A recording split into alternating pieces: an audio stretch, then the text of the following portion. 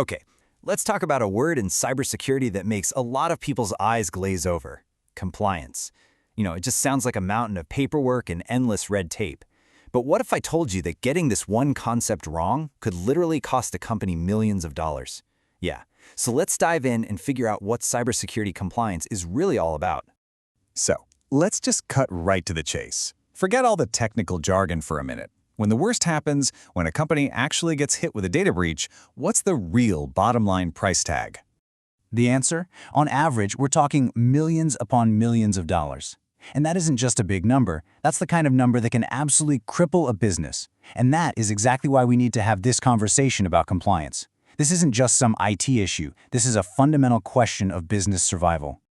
Right, so that massive number we just saw, it goes way beyond just paying fines or fixing a few hacked systems.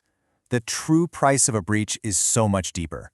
We're talking about lost business, customer trust that just vanishes overnight, and a reputation that could take years to rebuild, if it ever fully recovers at all. And this brings us to maybe the single most important point I want to make here. People throw around the words security and compliance like they're the same thing. They are absolutely not. And understanding that difference is pretty much the key to getting cybersecurity right.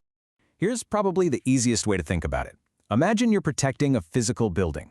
Your security is all the active stuff you do, the strong locks, the security cameras, the guards at the door. But compliance? Well, compliance is the building code. It's the set of non-negotiable, mandatory rules you have to follow just to be allowed to open your doors in the first place. So, to put a more formal definition on it, cybersecurity compliance is simply the process of proving that you meet the standards set by an outside party, whether that's a government agency or an industry group. It's all about demonstrating that you're playing by the established rules. And if we go back to our building analogy, right? Following the building code doesn't mean your house is completely burglar-proof. Of course not. But it does guarantee you have the essentials. The stable walls, the fire exits, a solid foundation. Compliance does the exact same thing for your digital world. It makes sure you have that mandatory baseline level of safety locked in. Now, it's super important to know that compliance isn't just one single rulebook. It's way more like a giant map with all these different territories and regulations. The rules that apply to you depend completely on what kind of business you're in and where in the world you operate.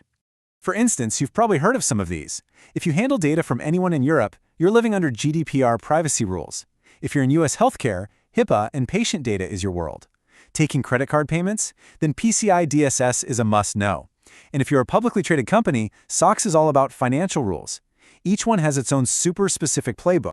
So the big question is, how do you actually prove to the world that you're following all these rules? Well, that's where the security audit comes in. Think of it like a formal inspection, where an auditor comes in to check your systems and verify that you're meeting the standards you're supposed to.